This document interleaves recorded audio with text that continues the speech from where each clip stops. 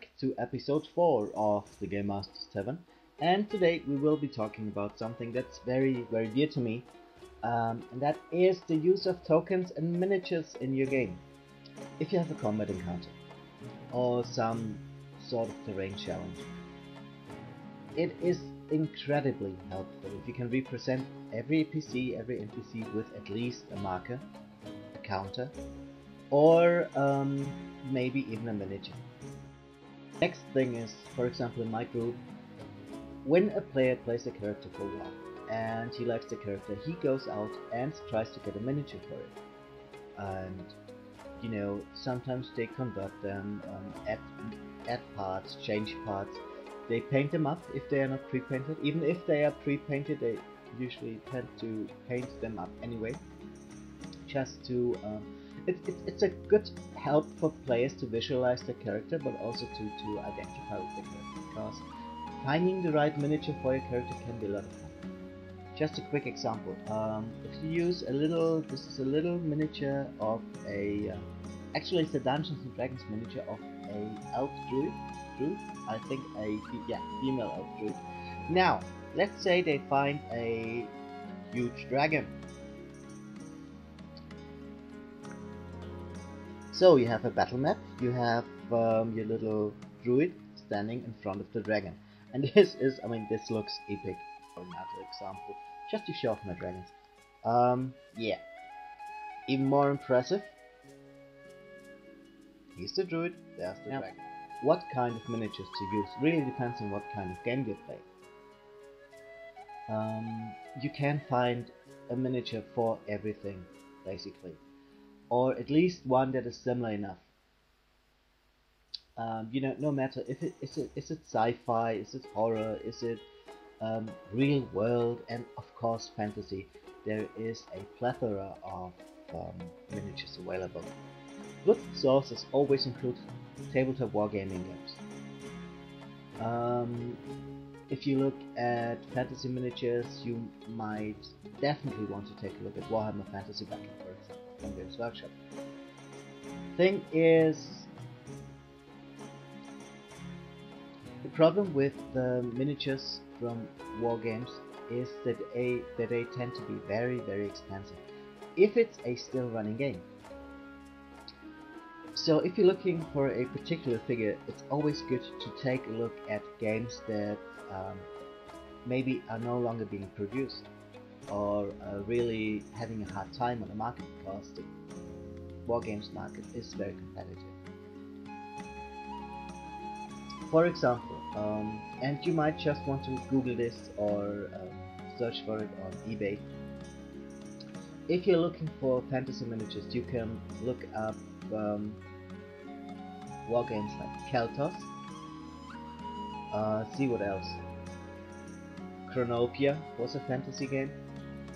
See what else. Confrontation by Rackham had some very cool figures. Especially, I'm using one of the figures as a werewolf lord shaman in my current campaign. As for science fiction games, you might want to look at Void, if you can find stuff of that line. You might want to look at Warzone. They had some pretty nice features, some pretty nice miniatures. If you're going more for a steampunkish feel, you can look at War Machines. Some excellent miniatures in that line, but that is a contemporary game, so they might be a bit more expensive. Also, compatible ports, compatible with War Machine, but again, contemporary game, so more expensive. And again, it has some very cool fantasy elements. A good source for role-playing miniatures is Reaper miniatures, and I will post links much as I can find them in the video description. Reaper miniatures has a lot of very cool role-playing related miniatures, characters, lots of characters that are really, you know, They really were created with the roleplay in mind. So that is a very good source for characters. And of course, what you must not forget is the pre-painted stuff. All the games I've mentioned so far are mostly composed of metal miniatures or boxes, unit boxes of plastic miniatures. The problem with those is they do not come cheap. Other problem is they have to be assembled and painted for the most part. Now the alternative are pre-painted games. And again, it depends on which genre you play in. For example, of course the biggest line at the moment is the Dungeons and Dragons miniatures. And the two dragons I've shown you, and I will show you again because they look just too cool. They are part from that line. They are made of a rubbery plastic and they are pre-painted. So you do not, basically you open the box and you use them in the game. They are, they should be easy enough to get through your hobby store or online shops. But apart from that, Dungeons & Dragons is of course not the only gaming system out there.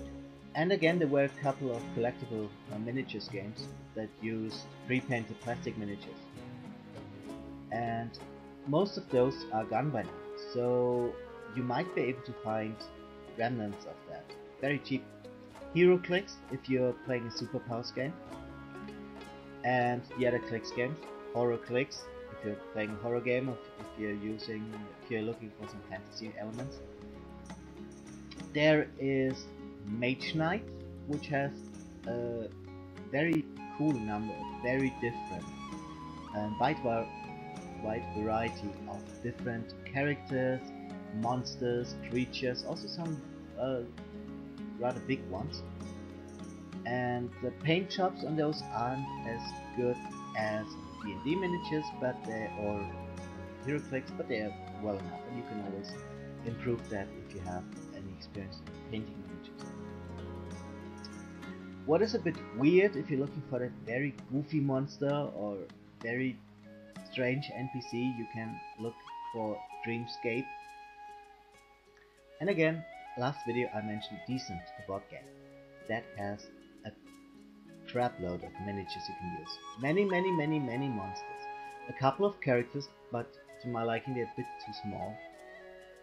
But this video is not just about miniatures. This is also about tokens or counters. Now, so what is a token or a counter? Basically it's a piece of paper or plastic that you place on your battle map to represent everything basically that's not already on that map. So you can use tokens for monsters, you can use tokens for NPCs, for PCs, for terrain.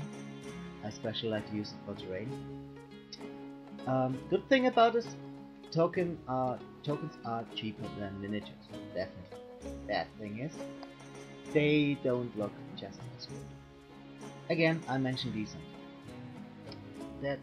which again has many tokens, different kinds. Other sources of tokens are basically whatever you can find. You can even go and print out little photos of miniatures and cut them out, use them as tokens. When you print out your own tokens, I recommend you glue them onto a piece of cardboard or a coin, or even better, you just laminate them and cut them out and use them as such. But miniatures and tokens are a visual medium, so enough of me talking about them, and it's time to show you some. Here's some of my collection. First one is a work in progress. I'm currently painting it to be some sort of furry, yeti-like half etin thingy. They are currently the main opponents of my group in my running D&D campaign. They are orcs from Confrontation by Reckon, and like I said, I'm not using them as orcs. Basically, I use them as whatever the hell I see fit. If you see a miniature that you like, use it as whatever you want. Another one of those. Then on to some Dungeons and Dragons miniatures. This is some sort of female spellcaster, and some halfling, a warforged barbarian, and a human barbarian. Continuing the pre-paints, we do not only have fantasy miniatures, but there are also, of course, superpowers games. This is a Hero Clix Wolverine and a Batman right next to him. We have some nasty monsters like this Beholder Lich, again from the Dungeons and Dragons miniatures. His face is a bit warped, but it's a very cool miniature, and yes, I have already used this in a game. Going back to the metal miniatures, this is a... I don't even know exactly how they are called. This is from Reaper Miniatures. Other good sources, if you can still get stuff of them, are Relpata. Relpata Europe is still online as far as I know.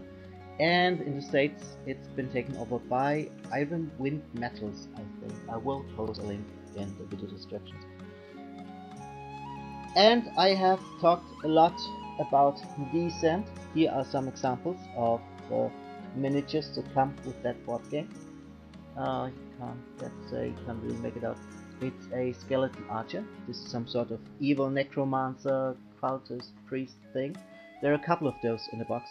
I might be doing a review of Descent in an upcoming video. Here's another example. This is a Manticore. You have, I think, 2 of them in a box. And of course you can paint them as any metal miniature. This is a giant, which I'm painting into a frost giant, just to show the size difference. Here's the giant and here's the female caster from before, so roughly half size. As for the tokens, like I said, there are a lot of them in Descent. Just to give you a few examples. Tokens are also very good to update status changes. If a character gets poisoned, for example, then this is a very good token. Someone's burning or a firewall, you can use a couple of those fire tokens.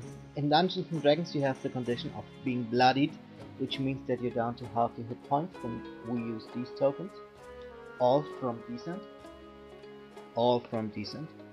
Basically you just go around on the internet and try to find pictures you like. This is a curse token used by one of our warlocks in the group.